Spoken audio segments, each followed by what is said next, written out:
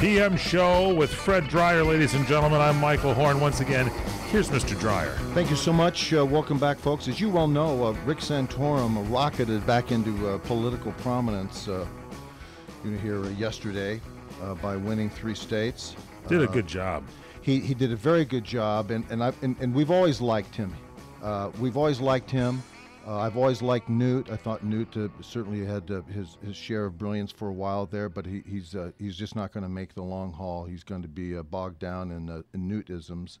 But I think Rick Santorum is the closest one that will be able to talk to us the correct way. And what I mean by that is the narrative is changing in this country, especially with what Barack Obama's health care bill demanding that the Catholic Church mandating that they issue birth control programming and birth control elements to that are mandated, taking away our right to choose.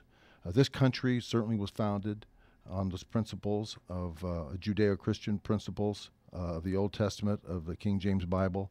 Our moral structure, our laws, the moral code of how we created this country and how we behave and what has become the brand in the world of what is truly American.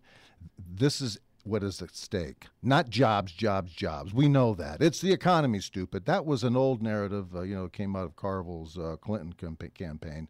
But as true as that is, it is dwarfed by the ever exploding and expanding topic of losing our freedoms. What does Barack Obama's presidency mean? What is it in the long haul going to do to warp and guide everyday life in America? Well, first of all, what they're going to do is they're going to take away your freedoms, and they're going to issue you the privileges of the elite. And then once they issue you the privileges, they'll be able to take those away and amend them and add to them and subtract to them anytime they want.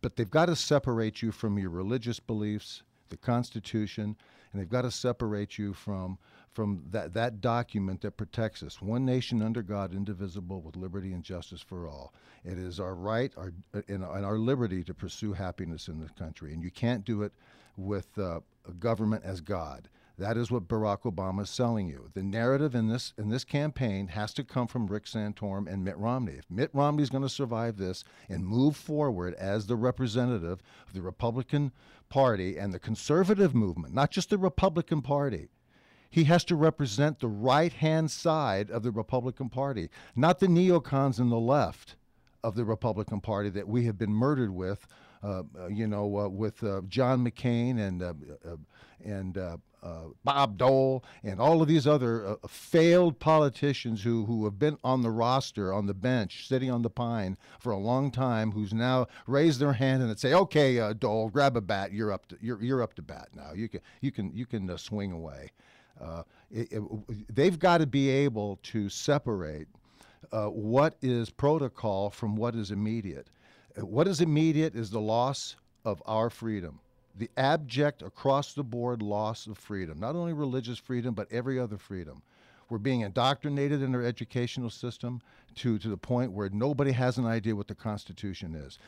Rick Santorum has got to talk to the American people in a different narrative. You've got to get past the issues and start talking about the spine of what conservatism is: saving the Constitution, right of center politics, constitutional conservatism.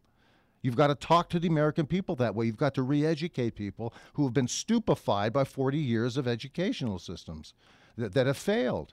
You have people that have absolutely no idea what the capital of their respective states are. They don't know anything about the country. They don't know anything about their forefathers. They don't know what's at stake here.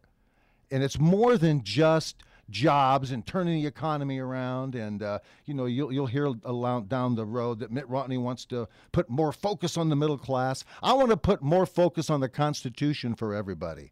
That's how I talk to people. You know, if your Volvo is beaten to death because some guy's taking it off road, you need more than shocks. Romney's talking about replacing the shocks because I've got experience in the private sector of fixing shocks and hiring people. It's who's in charge of the car and how they're driving it, and with what disrespect. Never seen it in my life, 65 years above ground. Have I seen such a disaster and a disgrace that is taking place in this country right now, and what the people are waiting for, what the base of conservatism, right of center conservatism, is waiting for is for the individual, be it Mitt Romney or be it Rick Santorum, to stand up and talk to them the correct way. Yes, we need jobs. We need a lot of things, and the economy will fix itself once you get government and the intrusion away and free it up. It'll take care of itself. It's not a mystery. Mitt Romney wants to tell us it's a great mystery. You need an expert to do it. No, you don't. Get rid of the government. But what you need to do is you have to be able to have somebody, and I'm going to point today to Rick Santorum to do it. I think he's the most apt to do it. Talk about what is missing, the moral imperative that has been destroyed and wiped out in this country. We're close to being finished, in my opinion. We're close. We're about 10 months away from deciding if we have a country or not. And the narrative from these candidates has to change.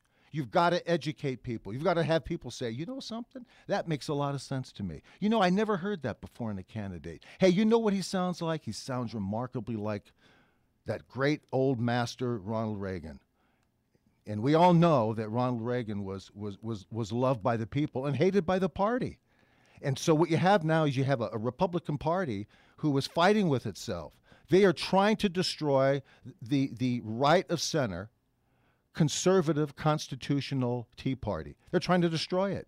They want to go left of center. And that's their candidate, Mitt Romney. We've got a soundbite in here later on. We'll hear from Ann Coulter, you know, about Mitt Romney. And we're going to hear from Rick Santorum. And we're going to hear from Marco Rubio.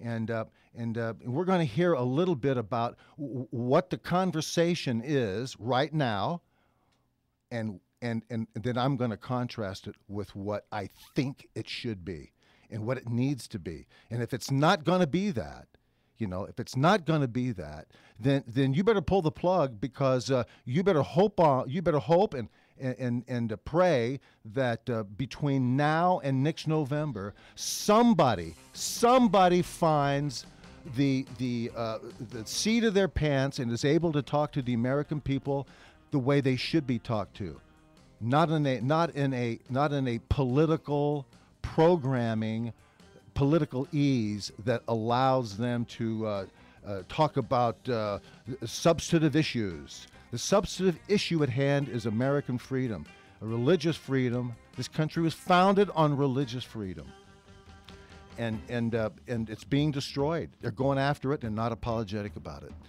But we have a ways to go here. We're just getting started. We have lots to comment on. My good friend Michael Horn is here. All's good here. He's All's up, good in the tail section. He's up from the tail section off that hay pile, because I think we're flying over South Africa. Everybody lights out. And as you know, there's no lights in South Africa, brother.